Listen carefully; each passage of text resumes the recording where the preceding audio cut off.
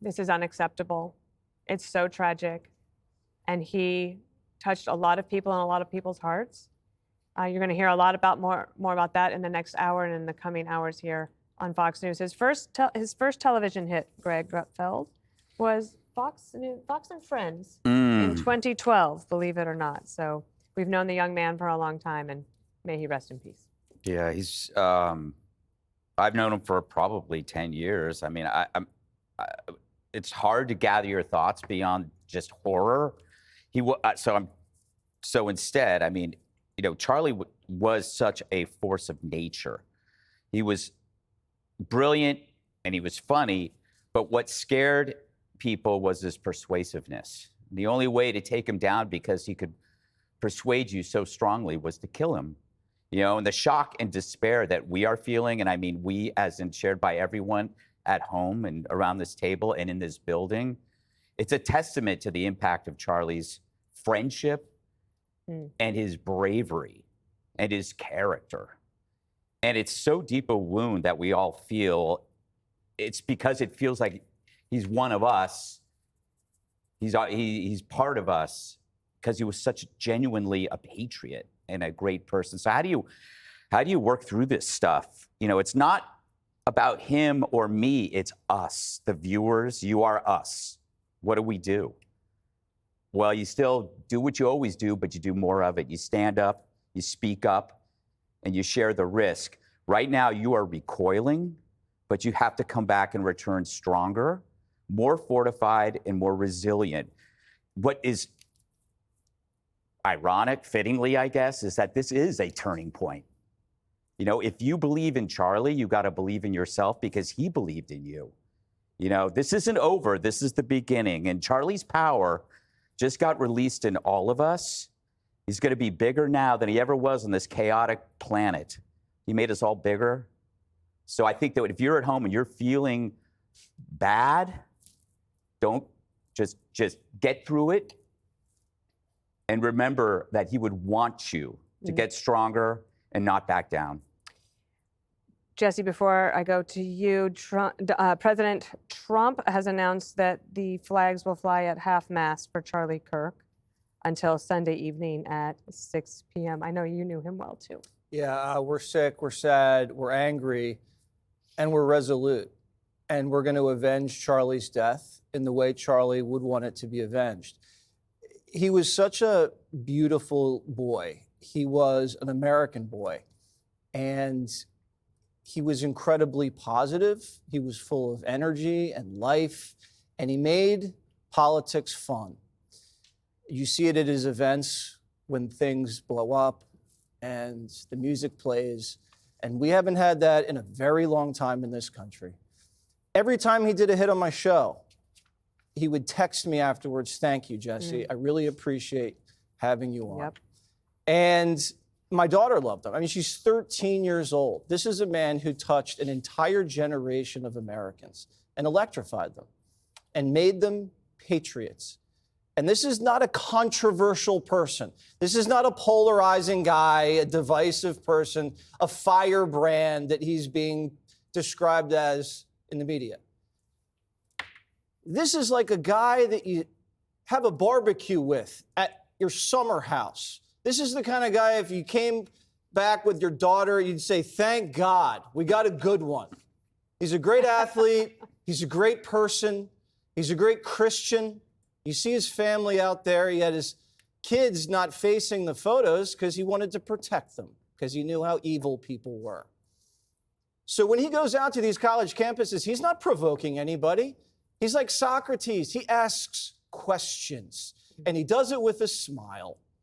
And there's nothing controversial about saying socialism is worse than capitalism. Men and women are different.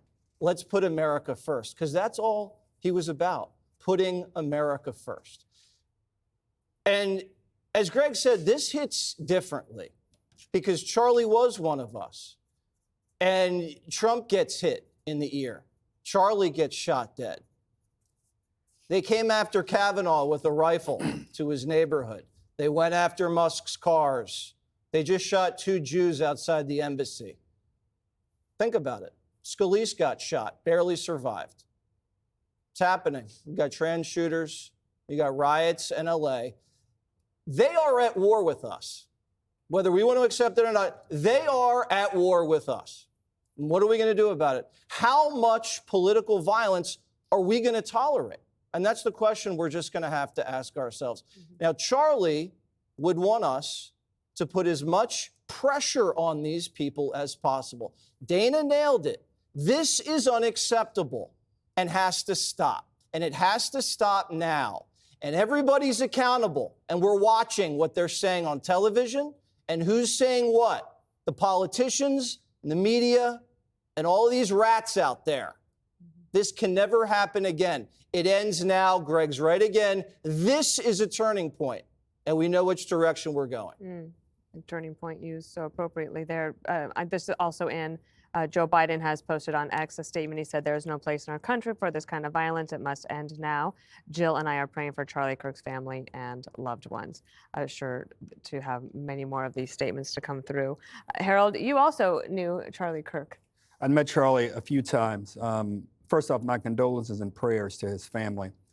This is a young dad. The kind of pain that his wife has to be experiencing as she is channeling her own kids, she should know she'll be lifted in my family's prayers tonight. You all have said it, this is horrifying.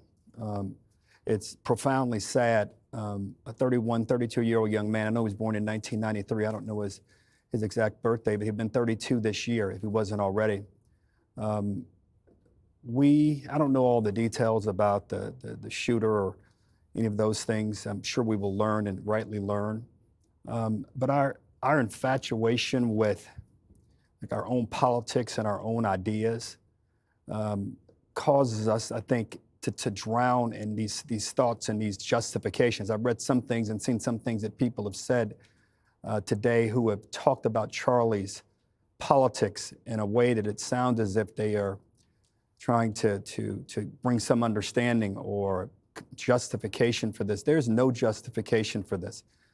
Charlie and I didn't agree on a lot of politics, a lot of the paths to solve political problems, but I viewed his thoughts and ideas as ways to try to help make my thoughts and ideas better.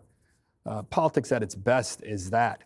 We're going to hear a lot over the coming days on both sides, those who adored Charlie and his politics, those who did not like Charlie, did not like his politics. But there's no place in our country. There's no place, if you love America, if you love freedom, if you indeed want to make America, whatever side you sit on, Democrat or Republican, the greatest nation in the world, and believe it is, you can't in any way defend this or justify this. I close where I started. I don't know Erica, but my thoughts and prayers to her and to his daughter and to his son.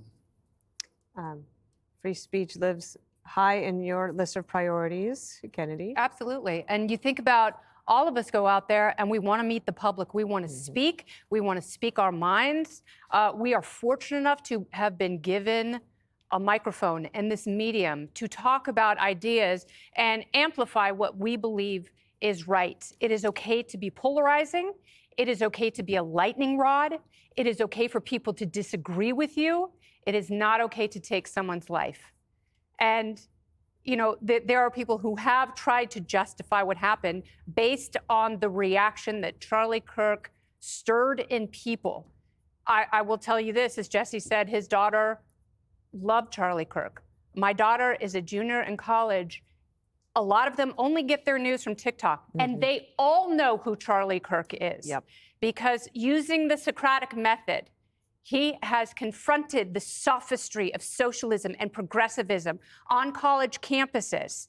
That was his life's work, and they all knew who he was. And as they shared those videos, many of those young people questioned their beliefs, maybe for the first time in their lives. And it's okay to do that as well. And I hope they continue to do that, and that his shadow resonates for generations of people who are able to sit down with those they disagree with and have a conversation with them and confront them with the inadequacies of their arguments, hoping that they come to the side that Charlie Kirk lived and believed was right. And he did it with good cheer, a happy warrior.